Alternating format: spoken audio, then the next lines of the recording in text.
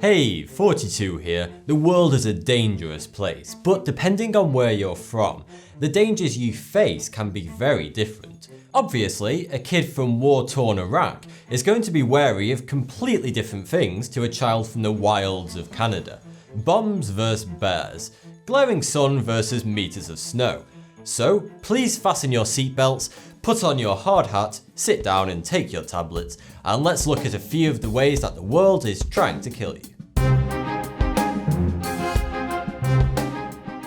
With all of the talk of driverless cars and Uber, as well as ingenious safety systems like automatic braking, it's easy to forget that driving can actually be a pretty dangerous activity. So, what is the worst place to hop behind the wheel? Right now, it's Arran, with a rate of about 44 per 100,000 people dying each year on the roads. That's almost 15 times the rate in the UK, which is the third safest place to drive in the world, only beaten by Sweden and Micronesia. However, countries like Libya and Iraq are also high on the list of the most dangerous places to drive, which is understandable since the instability in those regions means there is no real policing on the roads. Also, the condition of the tarmac is pretty awful. War has an annoying tendency to make a big mess of everything. But there is no war in Arran.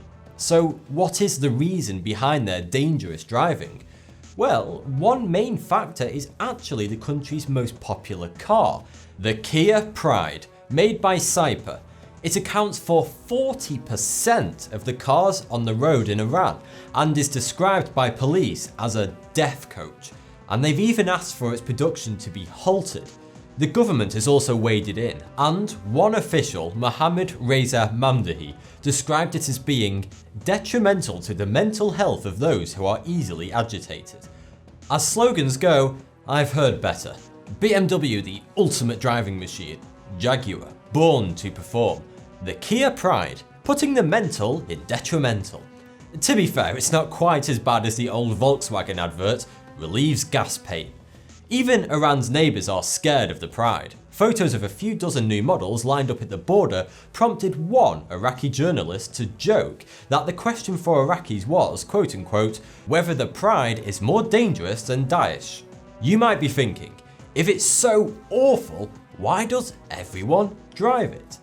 Well, that's largely down to the international sanctions that have been put on Iran over its nuclear weapons program. They don't get a lot of foreign imports. So the new nuclear treaty that has been signed recently will hopefully open up the trade of vehicles, much to the relief of the locals. I'm pretty sure some of them would rather brave nuclear winter than get in the ironically named Pride once again. For those people trying to go on a trip without a car, there is always the chemical option. The world takes a lot of drugs.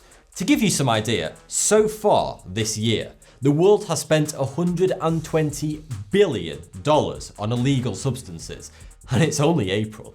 What's more, that doesn't include the other billions from prescription drugs which are abused constantly.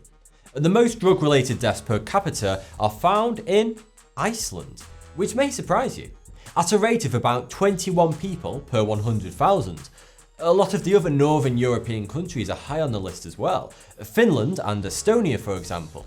We suspect those long winters with month after month of darkness can really take a toll on your mood, so it makes sense that you might want a bit of escapism. Iceland also has the highest percentage of marijuana users, with almost 20% of the population estimated to take it regularly. Scotland leads the world for cocaine usage, at 2.5% of the population, which is maybe why tourists have such a hard time understanding what they're saying. And surprisingly, Australia is the world's leading user of ecstasy, with about 3% of the country taking it. You would have thought permanent sunshine and beaches would be enough, but apparently not. In the US, which is very high on the list of drug-related death nations, the notorious war on drugs is generally believed to have failed. John Ehrlichman, one of Richard Nixon's lead advisors, has admitted that the Comprehensive Drug Abuse Prevention and Control Act of 1971, that was the real start of the war on drugs, was really a policy tool to go after anti-war protesters and black communities, since they were the biggest political threat to Nixon at the time. Drug legalization is beginning to appear around the world, now that governments can look at the data provided by pioneering programs in countries such as the Netherlands, Portugal, and Mexico. Cannabis legalization in the States seems to be going smoothly, and cannabis legal states had massive revenues of $5.4 billion in 2015, and they're thought to rise again to $6.7 billion this year. Colorado alone generates over $10 million in tax a month for its state government. That's the power of going green. But overdose is not the only way that drugs can damage a country. If you want to see some of its secondary effects, then we need to look at a different death rate. The Central American country, El Salvador, is the murder capital of the world, having overtaken Honduras in 2015. Almost 1 in every 1,000 people are killed every year in El Salvador. 2015 was such a bad year that it's believed 1 person was killed per hour. That makes El Salvador 20 times deadlier than the US and 90 times deadlier than the UK. Drugs play a big role, since this is what provides an income for the vicious gangs that terrorize the country. Some drugs, mainly cocaine, pass through from South America on their way up to Mexico and the US. The drugs that are sold in El Salvador are the cheaper form, crack cocaine. It also has the world's highest amphetamine usage per capita. El Salvador had a brutal 12-year civil war from 1980 to 1992, and it left the country in tatters. Since that time, 2 main gangs began to establish themselves. Mara Salvatrucha, otherwise known as MS-13, and Barrio 18. Both gangs actually started out in Los Angeles, MS-13 in the 80s and Barrio 18 as early as the 60s. But they both spread down into Central America and are now the 2 most powerful groups in El Salvador. They are both highly organised and have very strict codes of conduct for their members. They often have full body and face tattoos, with the numbers 13 and 18 featuring heavily, depending on which side they're on. And like the hazard sign on a bottle of poison, those markings are a very real warning. They are brutal. In August of 2015, the government tried to enforce yet another crackdown on the gangs, and they responded by executing a dozen bus drivers, just to turn the city into chaos. The whole month was a bloodbath, with over 900 murders, 52 on just one day. Surprisingly, the country still gets almost 1.5 million tourists a year. A good deal is a good deal, I guess. Just remember to learn your gang greetings. You never know when they might come in handy. No pun intended. Okay, now if we forget about human killers for a moment, where do you think you are most likely to be slain by one of our animal kin? Let me try and read your mind. I bet most of you are thinking Australia, right? Well, I see why you would think that. It seems like everything is out to get you. Spiders in your shoes, snakes in your car, sharks under your surfboard, crocodiles in your pool, ostriches and kangaroos just generally hanging about, looking menacing. But although these dangers are real, the actual death rate is surprisingly low. This is probably due to good access to medical care and a general awareness of how to deal with these creatures. Finding the deadliest animal country is actually pretty tricky, but it looks like it could be Nigeria. I better point out that we have discounted mosquitoes and tsetse flies as killers here, since although they do spread a huge amount of deadly disease, they themselves are not the actual killers. So that leaves us with our next most lethal group of animal, snakes. Part of the problem is that in many countries people don't head to hospital after being bitten, choosing local healers instead. So no data is collected. In Nigeria, under 10% of bitees, I'm not sure if that's actually a word, go to hospital, possibly accounting for its very high death rate from snake bites of 14 people per 100,000.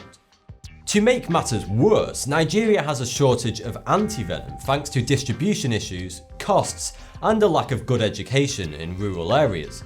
The antivenoms are pretty effective, reducing the mortality rate by 70 to 90%, so the government are working on improving access across the country. If you escape the snake, there's a long line of other creatures waiting to step up, and the largest is the water horse or hippopotamus. Hippos take out almost 3,000 people a year globally, being very aggressive and highly territorial. At least in Africa, people are aware of the dangers, but they are part of a very peculiar story in South America. The notorious Colombian drug dealer Pablo Escobar imported a wide range of animals for his zoo, including hippos, which he made free to the public. But when his empire crumbled, the animals were turned loose, and hippos have thrived in their new environment, maturing much earlier than their African counterparts. The locals still see them as cute and friendly, but it's all fun and games until one of them bites your face off. A final word on biting. For any of you worried about a shark attack, here's a reassuring thought. You're statistically more likely to get bitten by Luis Suarez than a shark. Now we turn to matters of the heart. But put down the flowers and definitely throw away those fatty chocolates, because we're talking about cardiovascular disease. This is by far the world's biggest killer, with over 1 in 10 deaths being down to a bad ticker. And who leads the world as the land of the broken-hearted? Well, it's the ex-Soviet nation of Turkmenistan. The country sits on top of Arran like a cat wrapped around its shoulders. But where Arran has a reasonable healthcare system, Turkmenistan is down in the bottom 20% of the world, according to a World Health Organization report from 2000. So it's more of a Garfield than a Puss in Boots. Poor diet is another contributing factor. The Turkmen diet consists of dishes such as plov, a dish made from rice and often very fatty mutton. Then there are skewers of meats like mutton and pork, called shashlik, as well as dumplings called manti. And to quench their thirst, well then you want to grab a delicious glass of chal, a sour, white sparkling beverage made from fermented camel's milk. I think I'd rather have a heart attack. So do what you're told and eat up all your vegetables, or you'll get sent to your room, which isn't exactly the worst punishment in the world. But one punishment that is thankfully disappearing, although rather slowly, is the death penalty. Right now, 94 countries have a legal death penalty, but only 37 actively execute people. Of these 37, 2 are in the Americas, 11 in Africa, 23 in Asia, and only Belarus in Europe. In most cases, the punishment is reserved for violent crimes, terrorism, and drug trafficking. But in a few select countries, the penalty also, sadly, applies for adultery, apostasy, meaning to abandon your religion, and homosexuality. It's not common, but there have been executions for all of these within the last 5 years. Come on, world. We're better than that, aren't we? Equatorial Guinea is currently the world leader per capita, with 11.56 people executed per million, beating the 3.7 per million in Arran in second place. But it is definitely China who has the itchiest trigger finger, since their total each year easily matches that of the rest of the world combined. In the early 2000s, the number was in the region of 12,000 people a year, but it has now come down to around 2,000. The difference in attitude to capital punishment is not a new thing. The first country to remove it from their law was Venezuela, all the way back in 1863. Since 1989, at least one country per year has moved to abolish it, with Fiji and Suriname being the last two in 2015. When it comes to last meals, a study in the US showed that fried chicken was probably the most common request.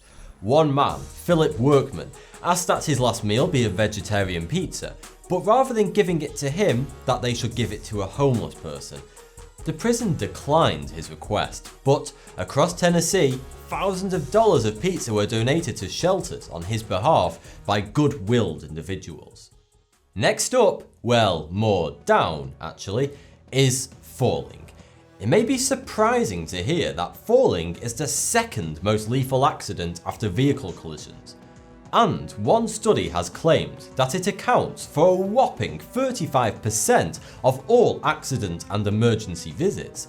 Therefore, your average emergency doctor's day is probably a couple of heart attacks, a stroke, a kid who swallowed a pen lid, and then someone who fell off a roof, a horse, a ladder, a climbing frame, or a palm tree. If it's the last one, then it's probably Keith Richards. You don't need to treat him though, he's clearly invincible. So who leads the way? Well, in the red corner, soon to be the black and blue corner, we have the Titan of Tumbles, the Prince of Plummeting, it's Zambia. It's very difficult to get exact data on this, but it seems like the southern African nation is the falling capital of the world, with a death rate of 46 people per 100,000. There's a combination of factors here that could be the reason behind this. Obviously, a lack of great medical facilities will always increase the mortality rate, as we've seen with many of the other examples today. But maybe there is something about the geography of Zambia that adds to it. The country is mostly a high plateau, and there are a series of hills such as the Mafinga Hills that are difficult to cross by car, so you'll get a lot of people climbing on foot through difficult terrain. It's also home to one of the 7 natural wonders of the world, Victoria Falls. And fall you probably will, if you are one of the few brave tourists to take a dip in the world's most dangerous pool. Devil's Pool is a natural dell in the rocks that occurs right on the very lip of the tumbling water. Around August to January, the flow of the river is quiet enough so that the natural rock edge of the pool will keep you from being hurled over the waterfall. But accidents have been known to happen. So obey the rules of the pool. That's no bombing, no running, and no heavy petting. Strangely, as dangerous as it looks, you're more likely to be one of the many people who die each year falling out of bed. Around 500 annually in the US alone. Turns out that falling dream is pretty lethal. We turn now to a very small country in the Himalayan mountains. With a population of just over 700,000, it is the beautiful Kingdom of Bhutan. It's not easy to visit. They strictly control tourist numbers, and there is a daily fee of $250 that you have to pay, although it includes your trips and hotel. So what is the killer here then? Exhaustion from all the climbing? Some kind of goat attack? Well, the answer is actually poisoning. At 36 per 100,000 people, it is some way ahead of the rest of the world, since everyone else except New Guinea is under 10 per 100,000. Due to a lack of regulation, Bhutan has allowed a high quantity of heavy metals, such as chromium and manganese, to simply be flushed into the local water supply after experiments and so on. This is especially odd, since the country is famous for being one of the world's leading environmentally focused places. I guess they never thought of it as a problem, whereas in many industrial nations there is a long history of poisonings to look back at. Chromium, for example, was famously what contaminated the town of Hinckley, California, and caused noticeably higher rates of cancer, covered in the Julia Roberts film Erin Brockovich. More recently, the lead poisonings in Flint, Michigan, showed that we never quite know when the water might go bad. It was actually lead poisoning that put Bhutan in the news a few years back. A man in Switzerland was diagnosed with heavy metal poisoning, and they found that on his frequent trips to Bhutan, he had been taking an alternative medicine, and the pills were covered in red paint, high in lead. The man was hoping to cure his condition of Bell's palsy, a type of face paralysis. He was told the pills contained the hair of a dead Bhutanese priest, but when they were analysed, no trace was found. I personally prefer my medicine without a dead man's fringe in it, but each to their own, I guess. And finally, one of the most first world problems I've ever come across. The USA leads the planet for a truly heroic way to go. Averaging 2 embarrassing funerals per year, it's the country where you are most likely to be crushed to death by a vending machine. At least there'll be plenty of snacks at the wake. So, the world might be a dangerous place sometimes. But let's not all get too paranoid. Life expectancy keeps on creeping up and you'll probably end up living far longer than you wanted to anyway. You might still be around for series 49 of Game of Thrones. For those of you that have managed to stay alive all the way through this video, well done, and thanks for the view, subscribe for more 42.